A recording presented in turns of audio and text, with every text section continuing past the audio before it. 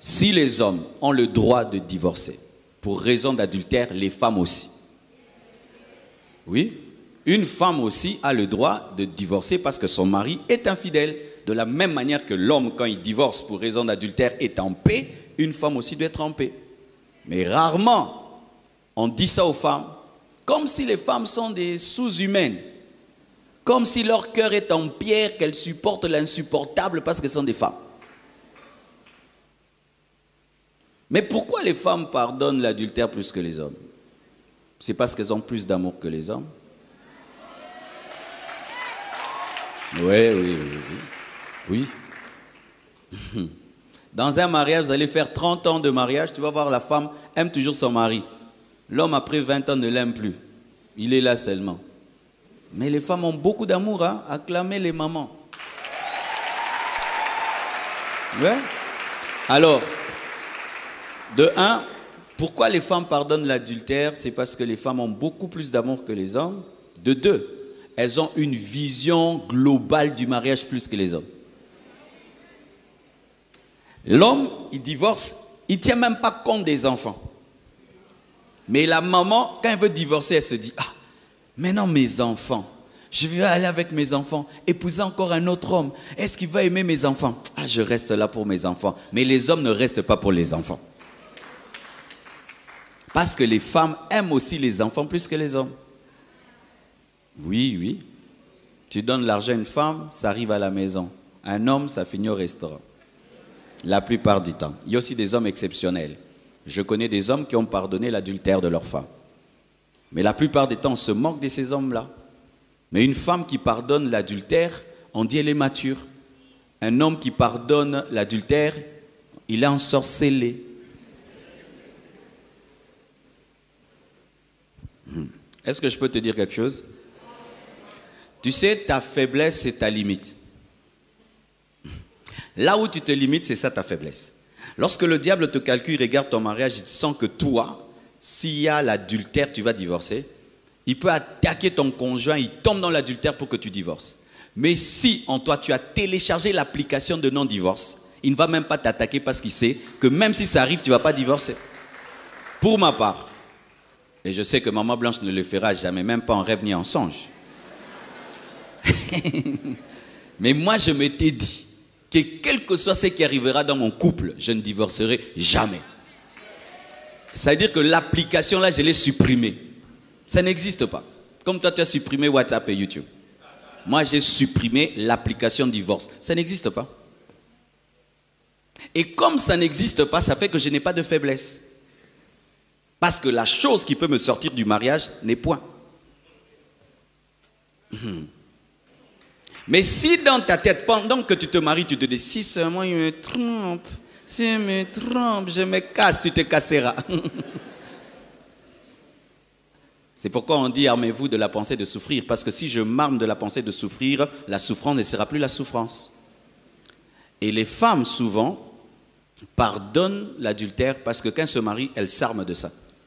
Surtout en Afrique, parce qu'on leur dit déjà, l'homme, vous savez, les hommes sont infidèles. Je n'ai pas dit que les hommes sont infidèles, vous allez couper cette partie-là encore.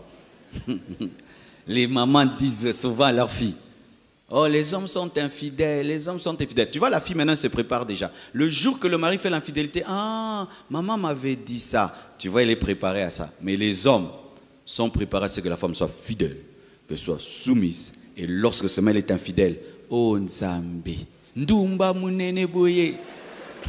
En français, une impudie comme ça. Pourquoi nous ne sommes pas étonnés quand un homme est dans l'infidélité? Nous sommes étonnés quand c'est une femme. Comme si les femmes n'ont pas le même corps que les hommes. Alléluia. Donc, si les hommes peuvent divorcer pour raison d'adultère, les femmes aussi. Et comme les femmes pardonnent l'adultère, les hommes aussi. Alléluia. Pardonnez l'adultère. Pardonnez l'adultère. Mais, quand tu pardonnes l'adultère, il faut que l'autre fasse le test de sida. Oui, parce qu'on ne pardonne pas pour mourir. Ah oui, si ton mari est tombé dans l'infidélité, ta femme est tombée dans l'infidélité, alors, il faut faire le test de sida et le test de grossesse, de peur qu'il t'apporte un enfant qui n'est pas le tien. Parce que si tu pardonnes et l'autre a attrapé le sida et tu n'as pas vérifié ça, tu pardonnes et puis tu meurs. C'est pourquoi lorsque l'autre a une vie de débauche et tu pardonnes, tu dois veiller sur sa santé de peur que vous deux vous mouriez et que vous laissiez des orphelins. Alléluia. Donc, pour raison d'infidélité, mais on n'est pas obligé. Amen. Un autre passage qui nous montre une raison pour divorcer biblique, là avec des versets bibliques, 1 Corinthiens 17, versets 10 à 16. À ceux qui sont mariés, on peut mettre le verset s'il vous plaît, 1 Corinthiens 17, verset 10. À ceux qui sont mariés, j'ordonne non pas moi, mais le Seigneur, que la femme ne se sépare point de son mari. Si elle est séparée, qu'elle demeure sans se marier, ou qu'elle se réconcilie avec son mari, et que le mari ne répudie point sa femme. Aux autres, ce n'est pas le Seigneur, c'est moi qui dis. Si un frère a une femme non croyante, et qu'elle consente à habiter avec lui, qui ne la répudie point. Et si une femme a un mari non croyant et qui consente à habiter avec elle, qu'elle ne répudie point son mari. Car le mari non croyant est sanctifié par la femme et la femme non croyante est sanctifiée par le frère. Autrement, vos enfants seraient impurs, tandis que maintenant ils sont saints. Si le non croyant se sépare, qui se sépare, le frère ou la sœur ne sont pas liés dans ce cas-là. Dieu nous appelle à vivre en paix. Car que sais-tu, femme, si tu sauveras ton mari, ou que sais-tu, mari, si tu sauveras ta femme? C'est dans le cas où vous deux, vous étiez des païens, et l'un de vous se convertit. Alors, quand vous êtes mariés païens, et vous venez à Christ, certains chrétiens pensaient que lorsqu'ils se convertissent, ils viennent à Christ, ils doivent se séparer. Maintenant, Paul devait leur dire non. Si vous êtes mariés, vous deux, vous étiez des païens et l'un de vous se convertit, celui qui a la foi ne doit pas se séparer du païen tant que le païen veut rester avec lui. Et la foi du chrétien sanctifie le païen. Et souvent des chrétiens se disent, ah tu vois pasteur, je vais épouser ce païen, je vais le sanctifier. Non, c'est quand la conversion vous trouve déjà marié. Ce n'est pas que toi tu prends le païen, tu l'épouses pour le sanctifier. C'est dans le cas où vous êtes païen, vous vous convertissez, un s'est converti, l'autre ne se convertit pas. Mais si vous deux vous êtes convertis, plutôt vous deux vous étiez des païens, l'un se convertit, l'autre ne se convertit pas, celui qui ne se convertit pas, il dit non, moi je t'aimais parce qu'on allait en boîte. Moi, je t'aimais parce que tu portais des mini. Moi, je t'aimais parce que tu étais une femme vraiment légère. Maintenant, tu es devenue trop sérieuse. Tu pries, tu jeûnes, tu pleures tout le temps. Tu es devenue triste. Moi, je ne veux plus une telle femme. Et il s'en va. Tu es libre. Alléluia. De te remarier. C'est ce que dit la parole de Dieu. Alléluia. C'est lorsque l'un des conjoints ne supporte pas la foi de l'autre qui s'en va. Et ce n'est pas le chrétien qui part, c'est le païen qui part. Si toi, le chrétien, tu pars, tu pêches. C'est lorsque le païen, lui, est parti parce qu'il ne supporte pas ta foi que toi, tu es libre. Mais s'il lui veut rester avec toi, la Bible dit que tu ne le chasses pas. Alléluia. Donc, le cas où la foi vous sépare et le païen part. Mais si le païen veut rester près de toi, eh bien là, vous restez ensemble. Donc, dans le cas du départ de l'infidèle du païen. Autre.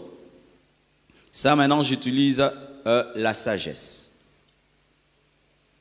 Parce qu'il y a des choses qui ne sont pas clairement écrites dans la Bible, mais on peut saisir l'esprit de la parole. D'autres raisons de divorce qui ne sont pas clairement écrites dans la Bible, c'est le cas où ton conjoint entre dans l'occultisme et te réclame de faire un pacte avec le diable et te dit que si tu ne fais pas un pacte avec le diable, lui ne peut plus vivre avec toi. Il dit que non, moi les fétiches que j'ai eus là-bas, la prière à la maison, ça ne marche pas. Il faut que toi aussi tu adhères.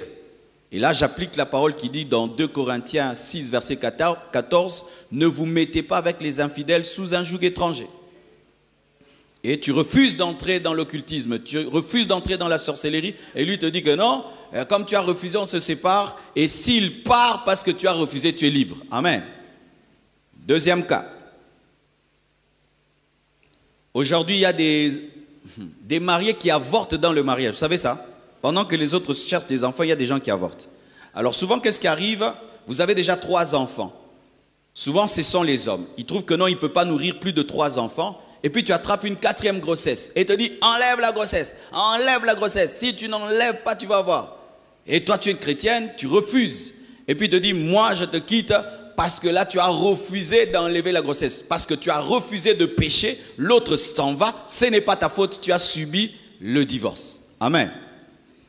Une autre chose, un grave mensonge, l'escroquerie.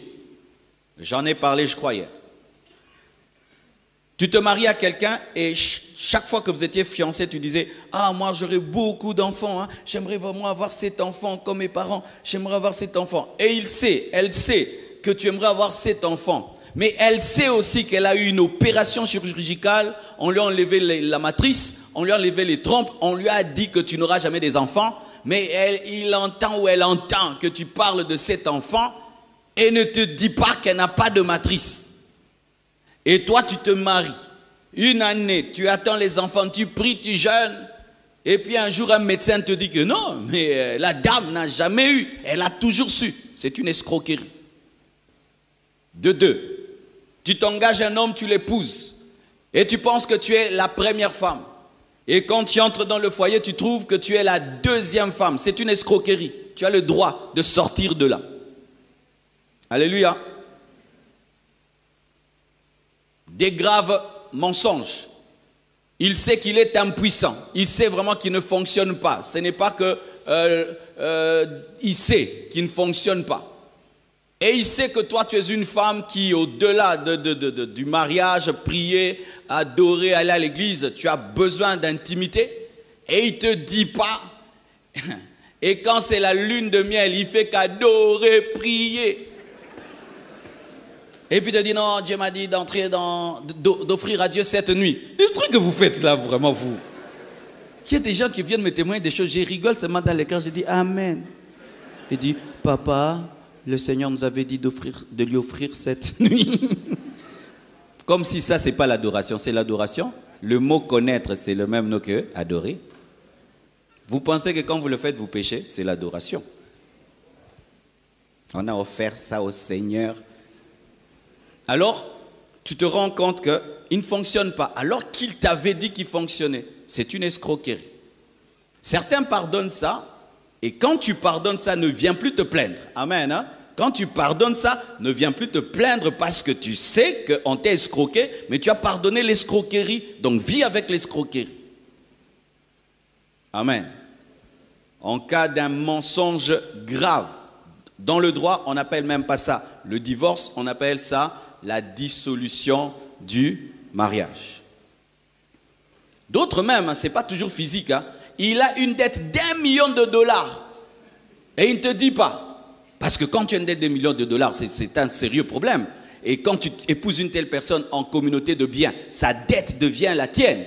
Et il ne te dit pas. Tu entres seulement dans le mariage, des téléphones qui sonnent tout le temps là. Qui t'a appelé? Qui t'a appelé? Il éteint tout le temps. Et puis un jour, il se retrouve en prison. C'est un escroc.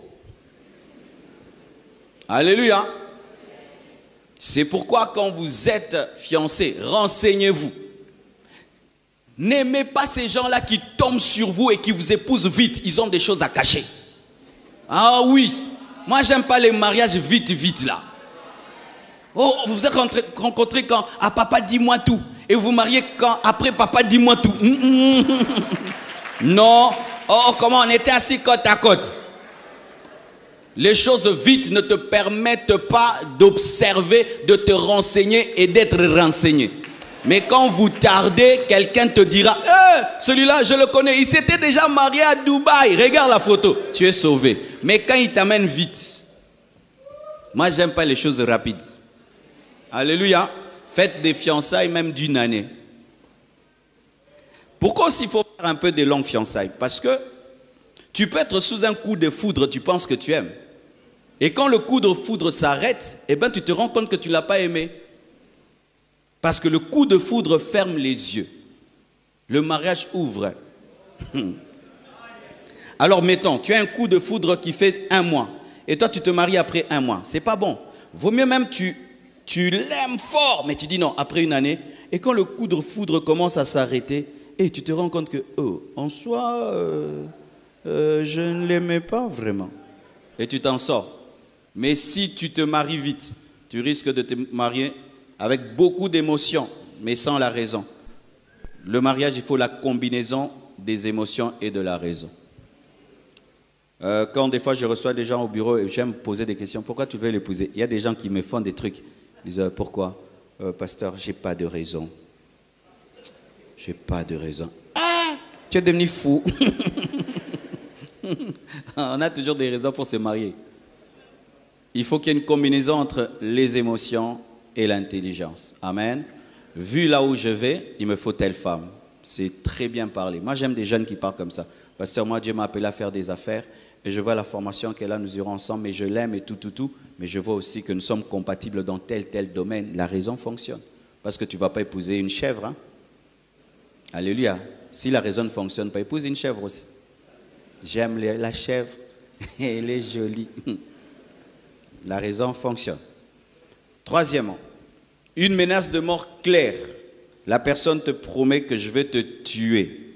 Et chaque fois qu'elle promet, elle réalise. Ton mari t'a promis de te gifler, il t'a giflé. Il t'a promis de te brûler, il t'a brûlé. Il t'a promis de te ramener chez tes parents, il t'a ramené. Et il te dit, je vais te tuer. Il va te tuer. Fuis. La Bible dit dans Matthieu 10, verset 23, quand on vous persécutera dans une ville, fuyez dans une autre. Tu sauves ta vie. Ah oui. Vous savez que beaucoup de chrétiens meurent à cause de ça. Tu vois la mort venir, mais tu ne pars pas parce qu'il n'y a que des versets sur l'adultère. Mais nous avons aussi la sagesse de l'esprit. Et des fois, les hommes de Dieu, nous maintenons des gens dans des tels foyers où il y a une menace de mort et on est culpabilisé de dire pars. Mais si la personne reste et elle meurt, ce sera de ta faute. Hein? Et moi, des fois, quand je n'ai pas de verset biblique, il y a ce verset qui me vient. Ne faites pas autrui ce que vous n'aimerez pas qu'on vous fasse. Si ma fille Choukrani vient dans mon bureau, elle me dit, papa, mon mari m'a dit qu'il va me tuer. Et chaque fois qu'il me promet une chose, il fait. Est-ce que je vais dire rentre là-bas? Je dis, ma fille, il y a une chambre vide d'ailleurs. Je vais la mettre chez moi et puis je vais inviter son mari. Je dis, tu as dit que tu vas tuer ma fille, pourquoi? Si elle meurt, tu finis en prison. Derrière. Ah oui. Aussi. Lorsque tu es battu par ton mari, les femmes battues. Il y a aussi des hommes battus, mais c'est impossible de savoir parce que si tu es un homme battu, oui, je connais un homme, il avait une femme grande de taille grosse. Elle montait sur lui. Elle dit, parle encore. Mais quand il sort, est-ce que tu vas dire? Tu ne vas pas dire qu'on te tape. Homme battu, tiens bon. Mais il faut faire un peu le taekwondo même. Même les judo.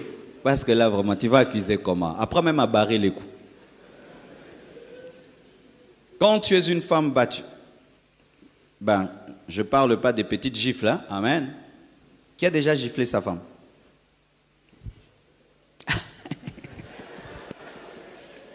Je ne regarde pas là où la main s'est levée. Moi, je n'ai jamais giflé ma femme. Mais il y en a qui ont déjà giflé. Mais si un homme a giflé sa femme, ce n'est pas bien. Il ne faut pas gifler sa femme. Mais quand même, ma soeur, tu ne vas pas divorcer parce qu'on t'a giflé. C'est mauvais, mais tu ne vas pas divorcer pour ça. Sinon, on va, ah, il m'a giflé, je quitte. Mais c'est quand tu sens que l'autre, c'est répétitif. Il te gifle, il te gifle, il te gifle, il te gifle, il te gifle. Et là, tu sens que ta vie est en danger et tu sens que tu n'es plus un être humain. Là, quelqu'un peut quitter un tel mariage parce que sa vie aussi est en danger. Et vous connaissez l'histoire de cette musicienne qui était tuée par son mari. Elle était battue, elle n'en parlait pas. Oh Dieu, Dieu. Et un jour, son mari l'a tapée. J'ai vu qu'il a même pris un fer à repasser. Hein? C'était ça, hein? Un fer à repasser qu'il a tapé sur sa tête. Et elle est morte. Mais elle avait toujours été battue depuis longtemps. Parce qu'un homme n'atteint pas le niveau pareil en un jour. Ça monte crescendo, crescendo. Alléluia. Et c'est souvent ici en Afrique qu'on joue avec ça. Tu tapes ta femme, elle se blesse, elle revient. En Europe, tu fais ça, eh ben, tu vas vivre pour elle. Hein. Tu vas perdre la maison, tu vas prendre soin d'elle toute ta vie. Alléluia.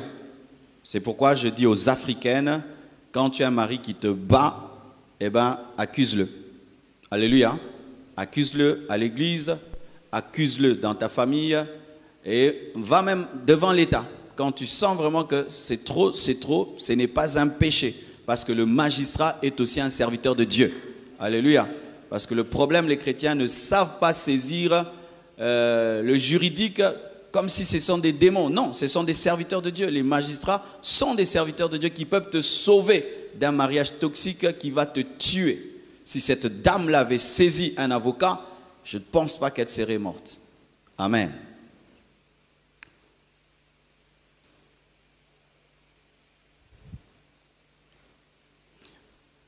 Dernière raison pour divorcer, c'est lorsque tu as volé le mari d'autrui et qui t'a épousé et tu entends la parole et tu te mets en ordre, tu divorces. Amen. Ce sont des choses qui sont devenues rares et ça prouve que le réveil a baissé. Quand le réveil est intense, il y a des divorces, des faux mariages. Parce que lorsque une femme vraiment s'est convertie, elle se rend compte qu'elle a rendu malheureuse une autre femme. Qu'elle a rendu malheureux des enfants. Qu'à cause d'elle, il y a des enfants qui n'étudient pas. Il y a une femme qui est maltraitée. Il y a des enfants qui ne vont pas à l'école et qui ne mangent pas leur faim. Une vraie chrétienne, quand elle s'est convertie, elle sort d'un tel mariage. C'est pourquoi je défie toutes les deuxièmes femmes. Je croirais que vous êtes convertis les jours que vous allez quitter ces mariages. Je te regarde, hein, maman. Tu pries beaucoup, tu es même partenaire dans une église. Arrête de donner l'argent. Quitte le mariage d'autrui. Et rends les mariages d'autrui. Rendez les mariages d'autrui. Parce que qu'est-ce qui se passe maintenant? Les deuxièmes femmes sont devenues les grandes partenaires dans les églises pour fermer la bouche des pasteurs. Même si tu donnes des milliards dans l'église, tu es dans l'adultère. Tu as volé le mari d'autrui. Et c'est terrible encore. Une deuxième femme, mais elle, quand ses filles vont se marier, elle veut qu'elle soit première femme. Quelles sont ces deuxièmes femmes comme toi? Alléluia. C'est que tu sèmes, tu le récolteras. Quand tu détruis le foyer d'un autre, on va détruire le foyer de tes enfants. Sortez de ces mariages-là, divorcez. Et laissez cet homme libre qu'il retourne avec son mari, avec sa femme, ou qu'il soit seul avec sa femme. Arrêtez de déranger les couples des autres. Et souvent, les deuxièmes femmes présentent quoi? On m'avait doté. Même si on t'a doté, on t'a mal doté. Oh, il m'avait épousé civilement. Comment quelqu'un peut faire 2 mariages civils? Et des fois même des chrétiennes, vraiment. Tu rencontres quelqu'un qui est divorcé, mais vérifie un peu son histoire.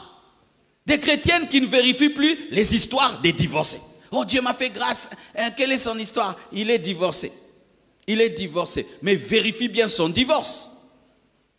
Parce que si son divorce n'est pas biblique, eh bien ce mariage est faux. Et le jour que tu connaîtras la vérité, tu dois sortir de ce mariage. Alléluia. Alléluia. Mes chères sœurs, vous qui êtes célibataires, vous devez savoir qu'il y a beaucoup de divorcés qui se promènent. Hein? Et beaucoup cachent même qu'ils sont divorcés. C'est pourquoi il faut poser de telles questions. Mais quand vous ne posez pas de questions, oh c'est la bénédiction. Mes sœurs, tu vas te retrouver dans le mariage d'une autre femme qui pleure tous les jours et qui pleure tous les jours. On l'a quittée pour des mauvaises raisons. Le mari est parti parce qu'elle n'a pas d'enfant. Le mari l'a quittée parce qu'elle ne prépare pas bien. Le mari l'a quittée parce qu'elle n'est pas propre. Ce n'est pas une raison valable de divorcer. Et puis, souvent, vous dites, ah oui, il était maltraité par sa femme ne le nourrissait pas bien, moi je le nourris. Non, il devait engager une cuisinière. Alléluia. Oui, pas épouser une femme. Alléluia. La presse me signale que j'ai mal donné un verset, c'est 1 Corinthiens 17. Hein? 1 Corinthiens 7, 10 à 16, pas 17. Sorry. Une autre chose. Quels sont les versets qui interdisent le mariage entre les chrétiens et les païens? D'ailleurs aussi, par rapport au faux mariage, c'est lorsqu'il y a des mariages incestueux. En Afrique, il y a ce qu'on appelle quoi? Les kintuidi. Kintuiri. C'est quoi? Kintuidi. C'est-à-dire qu'au Bandundu, par exemple, on permet aux gens de se marier dans une même famille. Alors toi, tu t'es marié comme ça dans l'inceste. Le jour que tu as la révélation de la parole de Dieu, tu quittes le kintuidi. Alléluia. Tu te sépares du cousin. Et tu cherches ton mari. Amen. Tu étais dans un mariage polygamique, 4e femme, 6e femme. Le jour que tu découvres la vérité, tu quittes ce mariage-là et tu cherches à être première femme avec l'homme de ta vie. Amen. Quels sont les versets qui interdisent le mariage entre les chrétiens et les païens? Hier, pendant le chat, j'ai vu des gens qui disaient « Pasteur, mais si j'aime la païenne et je sens que je vais la changer, je la trouve qu'elle est malléable. Une pierre n'est jamais malléable. » Le païen peut être gentil, c'est un païen. La Bible appelle le païen homme animal. Si un chien est bien dressé, c'est toujours un chien. Si un léopard est dressé, c'est un léopard. Même s'il est poli, même s'il dit bonjour, bonsoir, bon appétit, s'il te plaît, puis-je donc, il ouvre la porte, chéri doudou, c'est un lion dressé. Quels sont les versets qui interdisent le mariage entre les chrétiens et les païens? Vous devez savoir que Dieu interdit les mariages entre les chrétiens et les païens. Voici les versets. Genèse 24, versets 1 à 4. Abraham était vieux, avancé en âge, et l'Éternel avait béni Abraham en toutes choses. Abraham dit à son serviteur, le plus ancien de sa maison, l'intendant de tous ses biens, « Mais je te prie ta main sous ma cuisse, et je te ferai jurer par l'Éternel, le Dieu du ciel et le Dieu de la terre, de ne pas prendre pour mon fils une femme parmi les filles des Cananéennes, des Cananéens, au milieu desquels j'habite, mais d'aller dans mon pays et dans ma patrie prendre une femme pour mon fils Isaac. » Les Cananéens adoraient des faux dieux, les Cananéens adoraient des idoles. Abraham était déjà sorti de l'idolâtrie et il avait une éducation qu'il voulait donner à son fils et à sa descendance. Même s'il habitait parmi eux, il ne pouvait pas prendre parmi eux une femme pour son fils. Il fallait que ce soit une femme qui a reçu une éducation spirituelle, une éducation semblable à la sienne pour perpétuer l'éducation qu'il avait. C'est pourquoi il amène Éléazar, il envoie Éléazar dans sa famille choisir Rebecca pour Isaac. Et là, il n'y a pas encore de loi.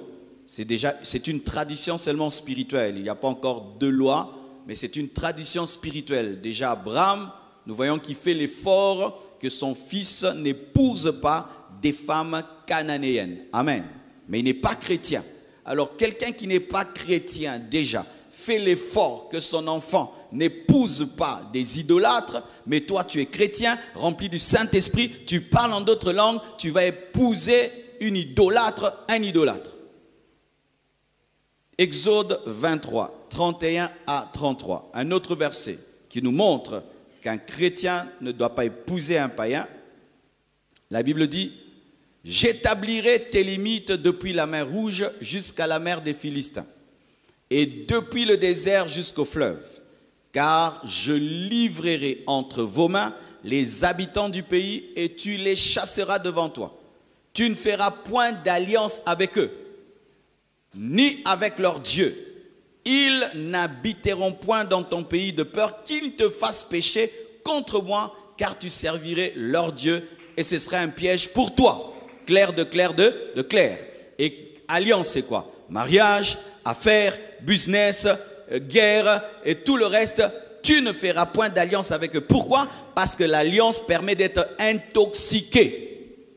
L'alliance permet d'être influencé spirituellement. Quand Dieu nous interdit d'épouser des païens, ce n'est pas qu'il veut nous torturer. Amen. Hein? Dieu n'est pas là pour nous torturer. C'est pour ton bien. C'est-à-dire que quelqu'un que tu aimes et tu amènes dans ta vie a le pouvoir d'influencer ta spiritualité. Si déjà un ami que tu n'as pas épousé, le fait seulement de te fréquenter peut te pousser loin de Dieu, peut t'amener dans des histoires bizarres, te raconter des histoires qui te salissent. Mais c'est ton ami, il ne dort pas avec toi, il ne vit pas avec toi. Il vient te voir qu'une fois par semaine, mais il peut perturber ta destinée. Maintenant, un homme avec qui tu dors, tu te réveilles et tu